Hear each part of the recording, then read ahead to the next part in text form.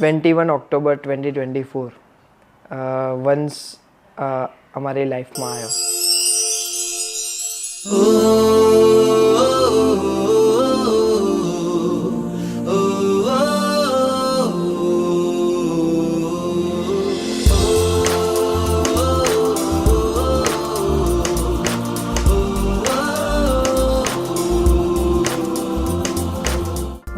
જ્યારે once first time આવ્યો ત્યારે એક અલગ ટાઈપની ફિલિંગ હતી. એઝ એ ફાધર બન્યા, ડૉક્ટરે એને હાથમાં લીધો અને ફર્સ્ટ કીધું ઇટ્સ એ બોય. તો મારી અને જાનકીના જે 2 મિનિટ્સ માટેના એક મોમેન્ટ્સ હતા, બહુ સરસ ફીલ થયું કે okay now we are father and mother. અમે પેરેન્ટ્સ બની ચૂક્યા છે. હવે અમારી આગળની લાઈફ અમારે આખી વંશ માટે ડેડિકેટેડ કરવાની છે. मेरी दुनिया तू ही रे, मेरी खुशियाँ मेरी खुशियाँ तू ही रे. रात दिन तेरे लिए सजदे करूँ, दुआएं मांगू रे. मैं यहाँ अपने लिए रब से तेरी बनाए मांगू रे. કહેવાય ને કે માં બનવું એ ઇઝી વસ્તુ નથી. વેન્ટિલેટર પરથી વિનિંગ મોમેન્ટની ખુશી એ વંશ છે. કેમ કે જ્યારે એ બોર્ન થયો એના પછી એને થોડાક 2-3 દિવસ માટે કે 1 વીક માટે થઈ અને એને બ્રીધિંગનો ઇશ્યુ હતો. એના માટે એને વેન્ટિલેટર પર અમે થોડાક દિવસ રાખેલો અને એના પછી એને ધીમે ધીમે બધું નોર્મલાઇઝ થવા લાગ્યું. મારી લાઈફમાં હંમેશા બધી જ વસ્તુઓ મેં ઇઝીલી નથી મેળવી.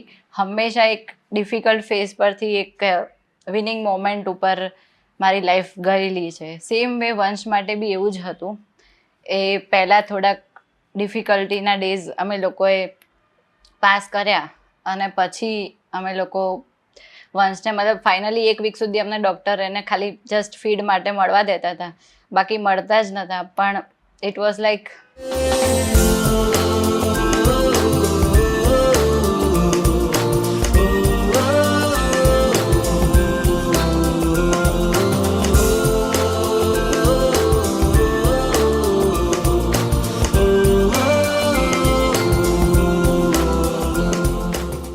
એનું રૂટિન એવું છે કે અમે લોકો બે ઇવન 7:30 ઉઠી જઈએ.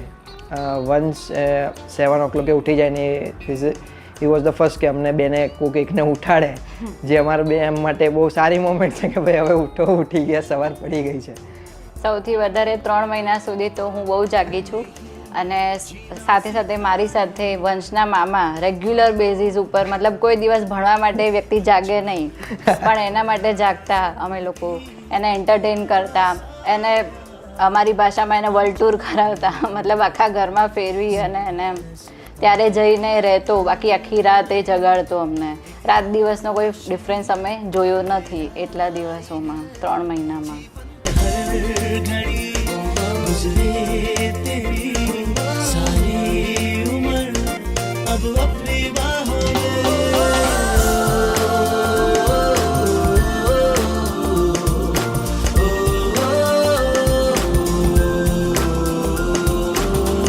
વંશ છે ને સોનું આવે ને ત્યારે ઓફિસથી, એટલે એ બહુ ખુશ થઈ જાય અને પછી એની જોડે જાય. પછી હું એને કહું ને કે તું મારી જોડે આવી, તો એ આવા રેડી જ ના હોય.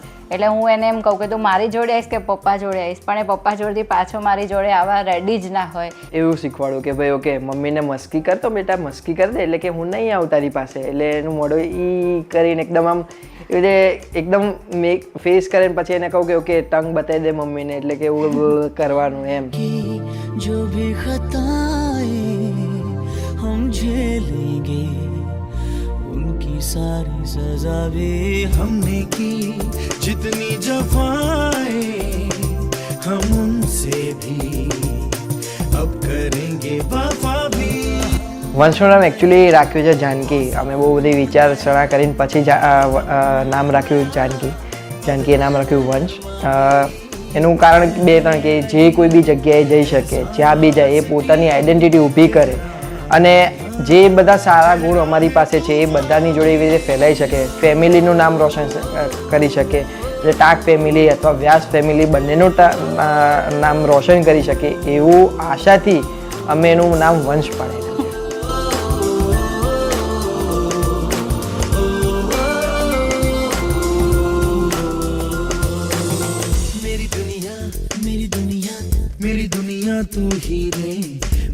मेरी खुशियाँ तू ही है रात दिन तेरे लिए सजदे करूं दुआएं मांगू रे मैं यहाँ अपने लिए रब से तेरी भलाएं मांगू रे